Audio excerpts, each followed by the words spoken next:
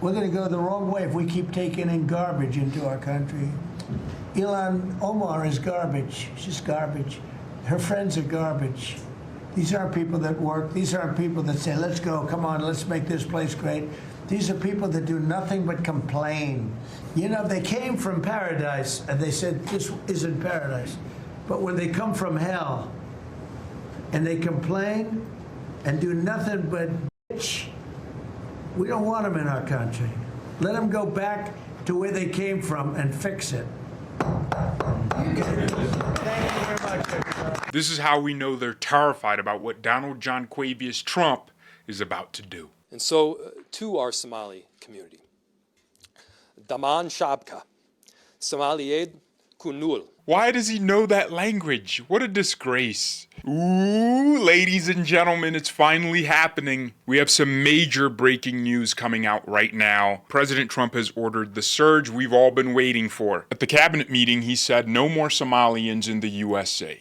Ladies and gentlemen, like all of us, he's completely done with this. When I watch what is happening in Minnesota, this beautiful place, and I see these people ripping it off, and now I'm understanding, and you're going to look at that's good. I hear they ripped off Somalians, ripped off that state for billions of dollars, billions, every year, billions of dollars, and they contribute nothing.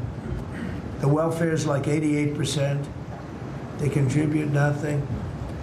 I don't want them in our country, I'll be honest with you, okay? Somebody would say, oh, that's not politically correct. I don't care. I don't want them in our country. Their country's no good for a reason. Their country stinks, and we don't want them in our country. I could say that about other countries, too. I can say it about other countries, too. We don't want them to hell. We have to rebuild our country. You know, our country's at a tipping point. We could go bad. We're at a tipping point. Man, he's not playing. Here's the breaking news from the Associated Press. The Trump administration is now preparing a major immigration operation in Minnesota that would primarily focus on Somalians. This is the mayor of Minneapolis, Jacob Frey, who had to kiss a lot of Somalian booty to get elected, blowing the whistle that around 100 federal agents are surging to the city targeting the Somali community, who he says benefit the culture and economic resilience of the city. If by economic resilience you mean they take money from Minnesotans and send it to Somalia, where they currently have the biggest real estate boom in their capital in forever. And it's all because of Somalians in Minnesota. To respond to a number of credible reports from several media outlets relaying that there are as many as 100 federal agents that will be deployed to the Twin Cities with a specific focus on targeting our Somali community. To our Somali community, we love you and we stand with you. That commitment is rock solid. Minneapolis is proud to be home to the largest Somali community in the entire country. They've been here for decades. And they've stolen $1 billion in the last few years, directly from the taxpayers of Minnesota. Give me a break. In many instances, they're entrepreneurs and fathers. They benefit both the culture. If you mean creating fake companies to obtain federal grants, then sure. And look, we have to remind ourselves that not every Somalian in Minnesota is doing what the fraudsters do, but it seems like they have a culture of togetherness no matter what. They'll get behind bad actors in their own community because their Somalian identity matters more to them than America. And that's the ultimate problem here. It's a similar problem within the black community at large. Somalians don't consider themselves black, where a majority of black people will defend bad behavior if it's done by a black person. No one else does that. Shame is one of the most important institutions a nation can have. You need the ability to ostracize people who cause disorder. And the economic resilience of our city.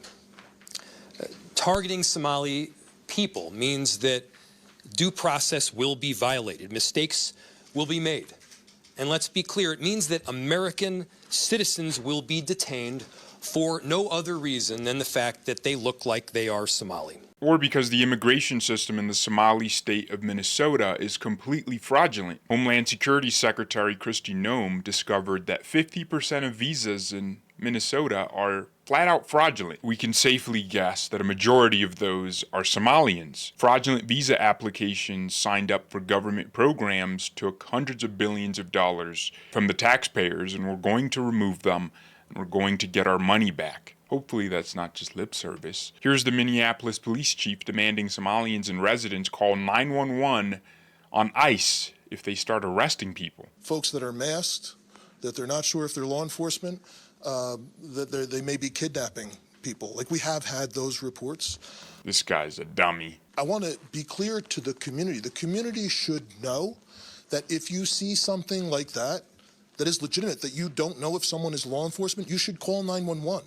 And you should provide as much information as possible, because let's not forget, we very recently had tragedy in this state by someone who was purporting to be law enforcement. So please, let's be clear. That's something everyone should report, and that we will immediately respond to, and we will document. Whether it's somebody's not sure if there's a kidnapping happening, somebody's not sure if that there's law enforcement present or not.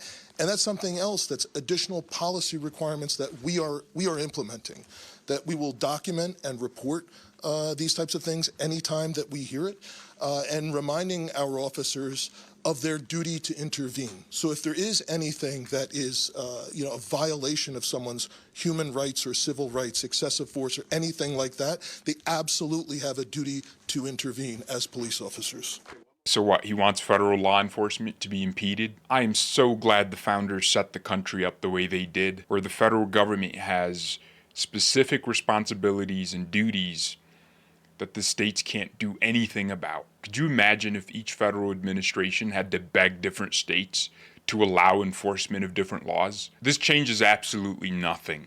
The surge is coming. There's going to be hundreds of new federal agents in Minneapolis, and they are going to round up a lot of people. Deal with it, you traitor. You should be interested in law and order. If even a single person is living unlawfully in your jurisdiction, that's on you. This is some news I found interesting. Somalians are fleeing Minnesota to escape the incoming ICE crackdown. This guy right here is on the run and believed to be in Seattle, Washington, or Ohio. They are illegals who overstayed their visas during the Biden regime, and of course, future doctors and lawyers based on their behavior, as you can see. Man, I can't wait to see what goes on. I have a theory. Democrats like Jacob Frey and Tim Walz secretly want these deportations to happen. Of course, they benefit financially from these Somalians contributing to their campaigns when they run for re-election. But my suspicion is they don't like the fact that they have to appeal to this massive blob of people that vote the same way. They don't like that someone like Ilhan Omar could run for governor and have a legitimate chance at winning. They don't like the fact that Omar Fateh only lost because he was from a different tribe in Somalia. They secretly want these deportations, but they can't say it out loud. They would love to reduce the number of fraudulent Somalians in their city, because that gives them more money to spend on their liberal policies. Politics is a lot easier than people realize. Every politician has to wonder, how do I win from this? So I wouldn't be shocked if Tim Walz and Jacob Frey are secretly smirking and smiling to themselves, because they probably view this as relief, not because they want to help the people of Minnesota, but because they want to help themselves. It's easier for them as politicians if they don't have to pander to that group. We're all going to be sitting back, eating our popcorn, because it's about to get real in the Twin Cities. Thank you all very much for watching. God bless and goodbye.